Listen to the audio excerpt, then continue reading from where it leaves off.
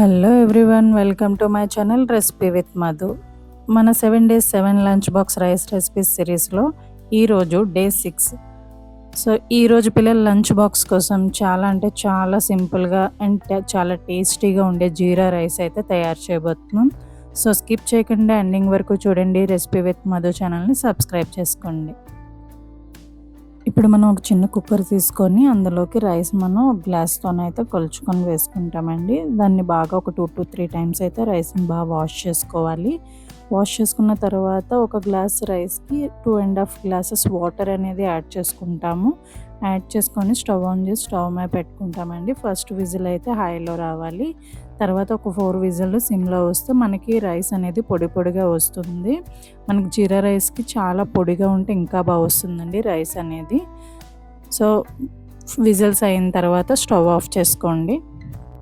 ఇప్పుడు stove on చేసుకొని కడాయి పెట్టుకొని గ్రౌండ్నట్ ఆయిల్ అయితే యాడ్ చేసుకుంటున్నానండి. ఆయిల్ అనేది బాగా వేడెక్కిన తర్వాత మనకి మసాలా పువ్వు, దాల్చిన చెక్క, 2 లవంగాలు, ఇంకా జీలకర్ర అనేది యాడ్ చేసుకుంటున్నాము.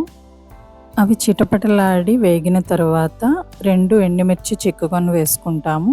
ఇక్కడ ఒక పచ్చిమిరపకాయ మధ్యకి కట్ చేసుకొని ఆయిల్లో వేసేసుకోవాలి. అండ్ ఇంకా కొంచెం కరివేపాకు వేసుకోవాలి. అవి బాగా వేగిన తర్వాత మనం ఇక్కడ సాల్ట్ అయితే ఇక్కడ యాడ్ చేసుకుంటున్నామండి. ఎందుకంటే రైస్ వేసిన తర్వాత మనం యాడ్ చేసుకుంటే అక్కడక్కడ ఉండిపోతుంది. సో ఇక్కడ మనం యాడ్ చేసుకున్న తర్వాత మనం రైస్ అనేది వేసుకుంటే బాగా మిక్స్ అవుతుందండి. సో ఇప్పుడే నేను సాల్ట్ అనేది యాడ్ చేసుకున్నాను. సో ఇప్పుడు అదంతా వేగిన తర్వాత బాగా మనం రైస్ అనేది ఆల్రెడీ ప్రిపేర్ చేసి ఉంచుకున్నాం కాబట్టి రైస్ని తీసుకొని వచ్చి ఇందులో యాడ్ చేసేసుకుంటున్నామండి. అన్నం అంతా వేసుకున్న తర్వాత అన్నం గింజలు అనేవి విరగకుండా జాగ్రత్తగా కలుపుకోవాలండి. మీకు కావాలి అంటే చివరిగా కొద్దిగా కొత్తిమీర కూడా వేసుకోవచ్చు. కొత్తిమీర వేసుకున్న తర్వాత మరో 1 నిమిషం పాటు కలిపితే మన సువాసన భరితమైన జీరా రైస్ అనేది రెడీ అయిపోతుంది. అండ్ ఇంకొక వైపు నేనైతే పొటాటో ఫ్రై పెడుతున్నానండి. జీరా రైస్తో పొటాటో ఫ్రై కాంబినేషన్ అనేది సూపర్ ఉంటుంది. అండ్ మా పాపకు కూడా చాలా ఇష్టము. సో ఒకవైపు పొటాటో ఫ్రై కూడా ఫ్రై చేసుకుంటున్నాను. సో లంచ్ బాక్స్తో పాటు ఏదో ఒక స్నాక్ అయితే పెట్టాలి. సో నేను ప్రోటీన్ స్నాక్ కోసం ఇలాగ చికెన్ నగ్గెట్స్ అనేవి పెడుతున్నానండి. ఒకరోజు బాయిల్డ్ ఎగ్, ఒకరోజు చికెన్ నగ్గెట్స్, ఒకరోజు ఫ్రూట్స్ ఇలా పెడుతూ ఉంటాను. సో ఈరోజైతే చికెన్ నగ్గెట్స్ పెడుతున్నాను. మా పాపకైతే ఇది ఫేవరెట్ స్నాక్ అండి.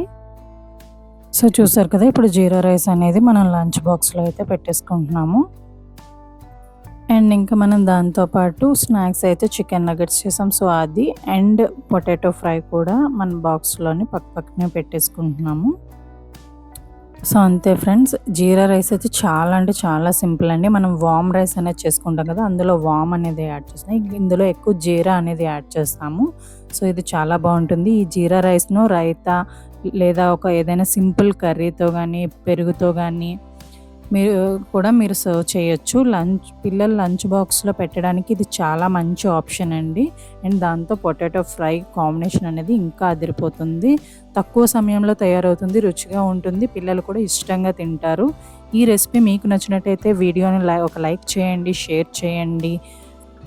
అలాగే మా ఛానల్ను సబ్స్క్రైబ్ చేసుకొని 7 days 7 లంచ్ బాక్స్ రైస్ రెసిపీస్లోని నెక్స్ట్ వీడియో మిస్ కాకుండా చూసుకోండి. మళ్ళీ మరో కొత్త లంచ్ బాక్స్ రెసిపీతో మళ్ళీ కలుద్దాం. Thanks for watching.